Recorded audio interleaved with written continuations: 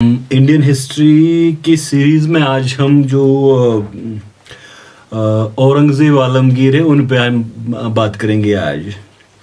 तो 3 नवंबर 1618 को दोहा जो कि गुजरात में है वहाँ पैदा हुए औरंगज़ेब और 1707 में उनकी वफ़ात होती है। तो करीबन 88 साल 88 ईयर्स उनकी उस टाइम उम्र थी। और अगर हम उनका रेन देखें तो ये अराउंड 49 ईयर्स यानी तकरीबन 50 साल वो हिंदुस्तान पे हुकूमत की। अब देखिए हम पिछले पार्ट में हमने जो वार ऑफ सक्सेशन यानी जो शाहजहां के बेटे थे उनमें जो तख्त के लिए जंग हुई, स्ट्रगल फॉर थ्रोन जो थी, उसमें मतलब औरंगज़ेब सक्सेसफुल रहे, शाहजहां भी जिंदा थे। और औरंगज़ेब की अगर हम देखें तो मतलब एक रश्ड कोरोनेशन थी, यानी वो अचानक से एकदम से वो वहाँ पे उनकी ताजपोशी होती है। और जो रूलिंग एम्परर थे शाहजहां वो भी जिंदा थे। तो अब देखिए कि मतलब ये जो मैनेवरिंग पावर औरंगज़ेब का था या सिचुएशन को हैंडल करना, इसी वजह से वो मतलब विक्टोरियस इमर्ज हुए इस वार ऑफ सक्सेशन में। तो हम देखते हैं कि मनसबदार को उन्होंने पहले अश्योर किया कि आपके मनसब्स मैं वापस दूंगा, बल्कि आपको प्रमोट करूंगा। राजपूत उसको अपने साइड में लिया और इसी तरह से रिलीजियस क्लास का सपोर्ट औरंगज़ेब ने हासिल किया। अब औरंगज़ेब को अगर हम देखते हैं तो उससे पहले ही यानी हिंदुस्तान के बादशाह बनने से पहले ही एक मतलब डोमिनेंट फिगर थे जो शाहजहां के बेटे थे। तो उनका पाइट यानी बड़ा वो ऑस्टियर जो उनकी ज़िंदगी थी, इसी तरह से जो मतलब नमाज़ें पढ़ना, रमज़ान के रोज़े रखना, और 1660 में उन्होंने पूरा कुरान हिफ्ज़ किया था। तो फिर अगर वो हम देखते हैं कि उनका जो ड्रेस वगैरह था, तो ये पूरा जो इस्लामिक मतलब ट्रेडिशन था एम्बेडेड इसी में था पूरा उनका, जो कल्चरली वो मतलब बड़े स्ट्रांग ये जो इस्लामिक ट्रेडिशन था उससे वो मुतासिर थे।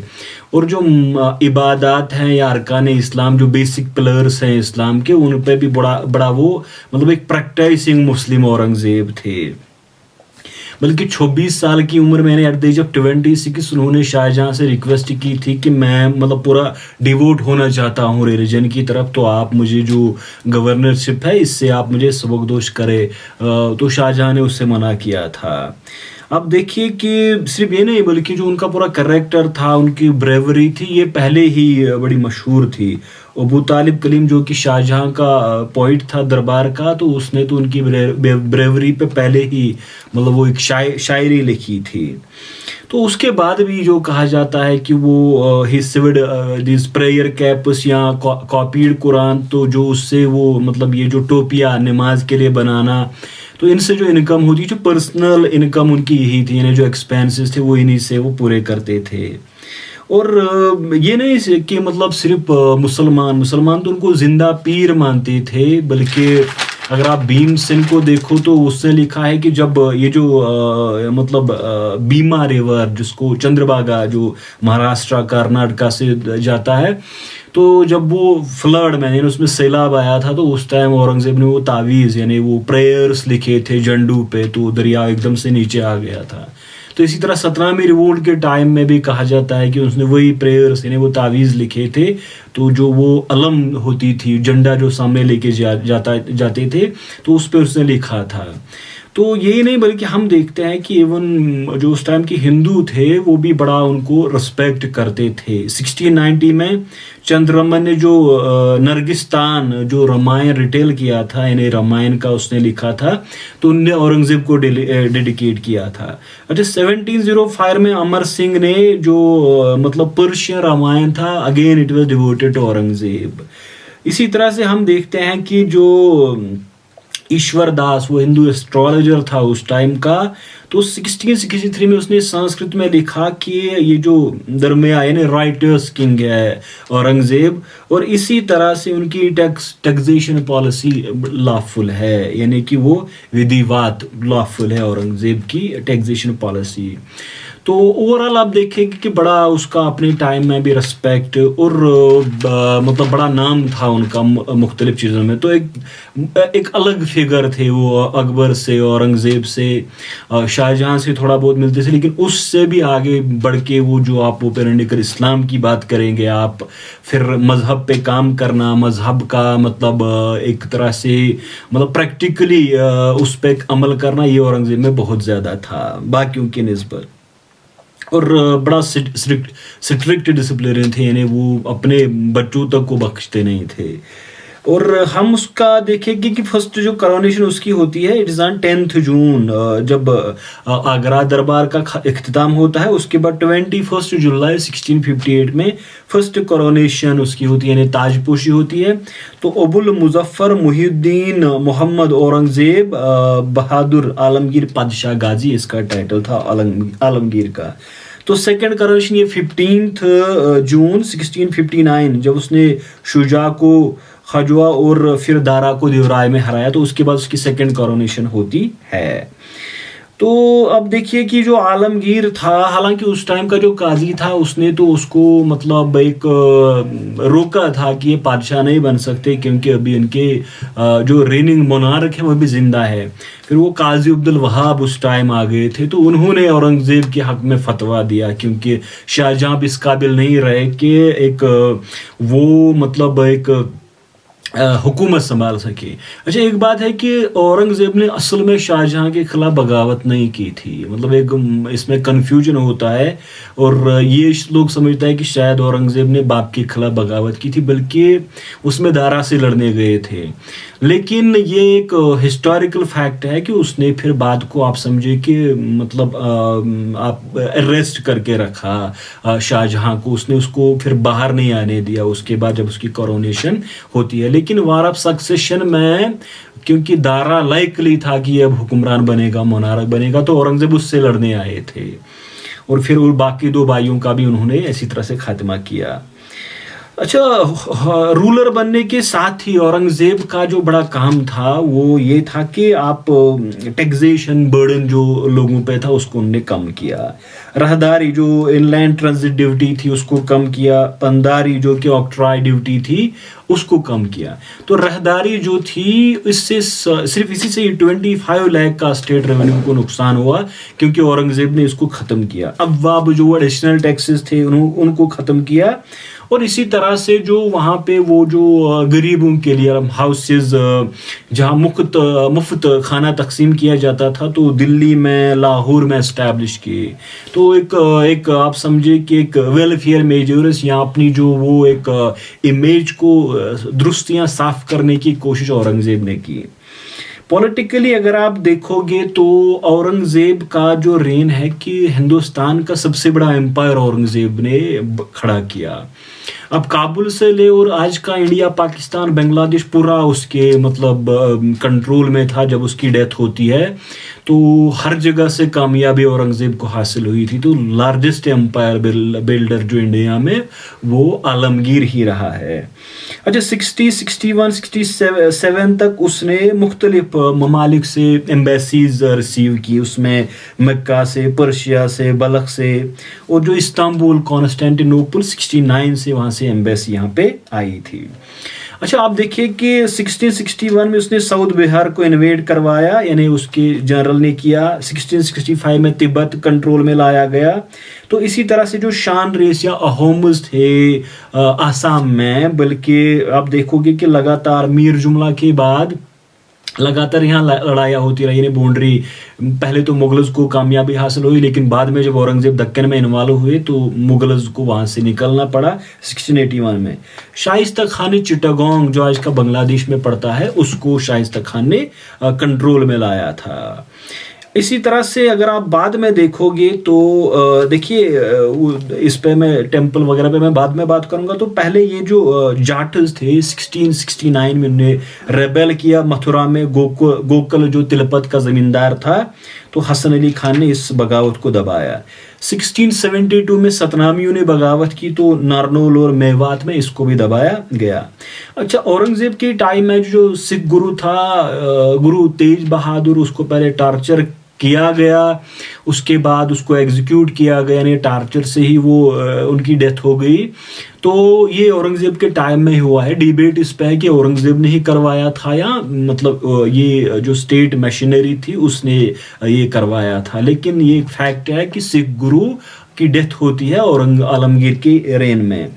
इसी तरह से जो राजपूत थे जिन्होंने बड़ा काम मुगल एम्पायर के लिए किया था, तो जसवंत सिंह जो मरवार का था वो उसकी डेथ होती है जमरूद अफगानिस्तान में 1678 में। तो औरंगज़ेब क्योंकि उसका बेटा नहीं था तो औरंगज़ेब ने इसको खालिसा में लिया था, लेकिन फिर बाद में उसके बेटे पैदा हुए तो अजीत सिंह को औरंगज़ेब ने अरेस्ट करवाया। बाद में वहाँ से दुर्गादास उसको छुड़ा के ले गया। तो इस तरह से औरंगज़ेब ने वहाँ इंद्र सिंह राठौर उसको वहाँ का रूलर यानी मुकर्रर किया, रिकॉग्नाइज किया। तो पहले तो खालिसा में वो मरवार लेके गए थे, लेकिन राजपूत उसने इसको कबूल नहीं किया क्योंकि वो चाहते थे कि अजीत सिंह की राइट को कबूल किया यानी रिकॉग्नाइज किया जाए। तो उस टाइम में राणा राज सिंह जो कि मेवाड़ का रूलर था, उन्होंने इनकी मदद की। तो लगातार फाइटिंग होती रही। औरंगज़ेब 1679 में यहाँ आए, लेकिन एट लास्ट हम देखते हैं 1699 में दुर्गा सिंह और अजीत सिंह दोनों ने मनसब कबूल किया।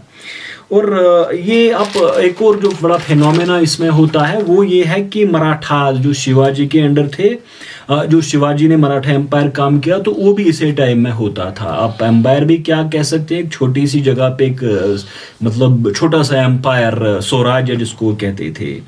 तो पहले तो शिवाजी काम करना चाहते, औरंगज़ेब भी रेडी थे, लेकिन बाद में औरंगज़ेब आलमगीर को लगा कि मतलब अब इसको दबाना है, तो उन्होंने जय सिंह जो था उनको वहाँ भेजो। ट्रीटी ऑफ पोरबंदर से वो 1665 से और वो आगरा आए थे, लेकिन वहाँ से औरंगज़ेब ने उसको अरेस्ट करवाया और वो फिर भाग गए थे। 1674 में उन्होंने करोनेशन यानी ताजपोशी उनकी की और जो मराठा एम्पायर है उसकी बुनियाद डाली गई।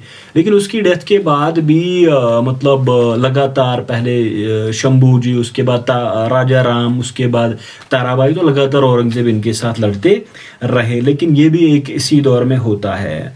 अच्छा, 1686 में बीजापुर को औरंगज़ेब ने कनकर किया और 1687 में गोलकोंडा को औरंगज़ेब ने कनकर किया।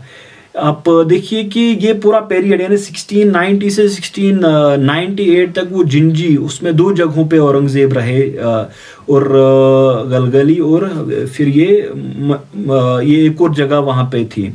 1699 से 1705 तक वो मतलब पर्सनली जो मराठा फोर्ट्स थे उनको कनकर करने की मतलब वो सीज को खुद देख रहे थे। तो इस तरह से औरंगज़ेब का जो पूरा हिंदुस्तान को कंट्रोल में लाना ये कोई छोटी बात नहीं थी। लेकिन इसमें प्रॉब्लम ये हो गई कि जो टेरिटरी इतनी बड़ी मतलब कनकर हो गई थी, तो उसको इफेक्टिवली चलाने के लिए ना तो उनके पास कोई पॉलिसी थी, ना तो एडमिनिस्ट्रेटिव मशीनरी थी, ना तो कॉम्पिटेंट जनरल्स थे। इसी तरह से फाइनेंशियल इम्बैलेंसेस हुए वहाँ पे। फिर ये जो मतलब आर्मी कोई इतनी प्रोफेशनल नहीं थी। इसी तरह से जो मतलब मनसबदार की आपस में कंपटीशन है, तो उसने इसको मतलब ज़्यादा देर तक चलने नहीं दिया। तो औरंगज़ेब की डेथ के साथ ही ये कोलैप्स होना शुरू हो गया था। तो बड़ा एक हम कह सकते हैं कि स्ट्रक्चरल इस एम्पायर में कायम हो गई थी, लेकिन टेरिटोरियली एक बड़ा एम्पायर था। सबसे ज़्यादा जो औरंगज़ेब को मतलब मॉडर्न टाइम में उसको एक एम्पायर बिल्डर की हैसियत से नहीं, बल्कि उनकी रिलीजियस पॉलिसीज़ की वजह से बहुत ज़्यादा जो डिस्कशन में रहते हैं। तो आप देखिए कि वो गज़ाली को, सादी को, हाफिज शिराजी, रूमी, उन्होंने पढ़ा था। तो हम देखते हैं कि आप रूलर बनने के साथ ही उसने वो जो एक ऑस्टियर या आप उसमें कह सकते हैं कि जो खालिस इस्लाम है उसको उन्होंने दोबारा से वो एक जो अकबर और जहांगीर के टाइम में जो प्रॉब्लम्स खड़ी हो गई थी इस्लाम के लिए, उनको दूर करने की कोशिश की थी। अब उसमें हम देखते हैं कि उन्होंने मुहतसिब जो कि देखते थे मतलब रिलीजन फॉलो होता है या नहीं, रोज़े रखते हैं, शराब कोई तो नहीं पीता है, वगैरह वगैरह, ये काम वो देखते हैं। नौरोज़ को उन्होंने एंड किया जो कि पर्शियन ज़ोरेस्ट्रियन फेस्टिवल था। अच्छा, जो कलीमा इनस्क्राइब होता था कॉइन्स में, उसको उन्होंने ख़त्म किया। तुलादान पहले तो उन्हें ख़त्म करवाया था, यानी कि जो कोई बीमार होता था तो फिर उसको सोने वगैरह में तोला जाता था, इसको बंद किया था। अच्छा, 1669 में उन्होंने जरोखा दर्शन को बंद किया। इसी तरह से हम देखते हैं कि वो नजूमी थे उन पे पाबंदी लगाई। हम देखते हैं कि तिलक, वो जो एक मतलब हिंदू राजाज के फोरहेड पे वो जो तिलक लगाया जाता था उस पे उन्होंने रोक लगाई वगैरह वगैरह। तो ये सारे उनने मेजर्स लिए। उसमें बड़ा था 2 अप्रैल 1679 में औरंगजेब ने जजिया को इम्पोज किया, यानी जो जिम्मी होते हैं, जो एक मुस्लिम स्टेट में नॉन मुस्लिम्स होते हैं, उनको एक टैक्स देना होता है ताकि उनको मिलिट्री सर्विस से एग्जेम्पशन मिले और फिर उनको रिलीजियस प्रोटेक्शन मिले। उसी तरह से कस्टम ड्यूटी उनने हिंदूज पे 5% लगाई थी। पहले तो मुसलमानों पे कुछ भी नहीं, बाद में 2.5% मुसलमानों पे। 1668 में हिंदूज को मतलब फियर्स में रिस्ट्रिक्शंस लगाए, कुछ प्रोहिबिशन के बारे में लिखते हैं। 1695 में क्या राजपूत उसके सिवा कोई पालकी में नहीं चल सकता। अब देखिए कि ये पूरा मेजर्स, लेकिन एक बात ये है कि उसके टाइम में हिंदूज 31.6% मनसबदार थे। ये सबसे ज़्यादा पूरा मुगल एम्पायर में थे वो।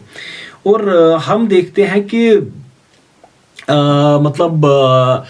सबसे बड़ा जो उसका था जिस पे डिबेट होता है वो है टेम्पल डेसिक्रेशन या डिमोलिशन। तो आप देखिए कि एविडेंस है हमारे पास, फैक्चुअल इंफॉर्मेशन, कि आलमगीर ने 1669 में जो विश्वनाथ टेम्पल बनारस था उसको डिमोलिश करवाया, गिराया उसी के टाइम में।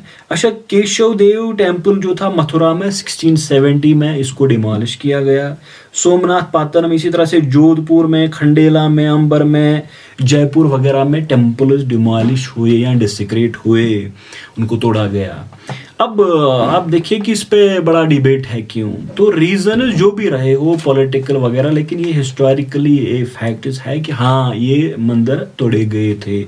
बीर सिंह बुंडेला का हो या मथुरा में हो या बनारस का हो, जिस तरह आज का वो मसला है वो ज्ञानव्यापी वगैरह का, तो ये पूरा एक हिस्टोरिकल ट्रुथ है। बाद में कि रीजंस क्या थे, क्यों वो गिराए गए थे और आलमगीर के टाइम में। लेकिन बात ये पे ख़त्म नहीं होती है, बल्कि कोई जनरल डेसिक्रेशन नहीं थी, लेकिन उसके साथ साथ हमारे पास एविडेंस है कि उसने जो हिंदू रिलीजियस फिगर्स थे उनको भी और टेम्पल्स को भी ग्रांट्स फराहम किए, यानी पैट्रनाइज किया। तो इसमें आप देखिए कि गुरुद्वारा जो गुरु रामदास का देहरादून में है उसको ग्रांट दिया। तो वैष्णवा टेम्पल जो वृंदावन में थे उनको ग्रांट दिया गया। अच्छा, जखबा जो पंजाब में जोगीज थे उनको ग्रांट्स दिए गए। इसी तरह से नाथ पंथीज जो नागौर में थे उनको ग्रांट्स दिए गए। हम सिवाना राजस्थान में भी इसी तरह से देखते हैं, उनके ग्रांट्स है। और आगे चल के हम देखते हैं कि उमानंद टेम्पल जो गुवाहाटी में था उसको ग्रांट कन्फर्म किया गया। इसी तरह से भगवत गोसेन बनारस का, उनके बारे में कहा गया कि उनको हरास ना करे। रामजीवन गोसेन जो बनारस में था उनको जमीन दी गई घाट के नजदीक। अच्छा, इसी तरह से हम देखते हैं कि महंत बालक दास को 8 गांव दिए गए ताकि वो संभाले बालाजी टेम्पल को। हम देखते हैं कि रेंट फ्री लैंड दी गई, जो रंगभट था ये खानदेश में था। अच्छा, जनगाम जो कि एक शेवाइट ग्रुप था उनको भी लैंड दी गई। इसी तरह से जो जैन कम्युनिटीज गुजरात में थी, चाहे वो गिरनार थे, माउंट एबू में, उनमें उनको भी ग्रांट्स दिए गए। हम देखते हैं कि उपरशिया जो कि लाल विजय जैन मॉन्क था उसको भी मतलब मोनेस्ट्री बनाने के लिए ग्रांट दिया गया।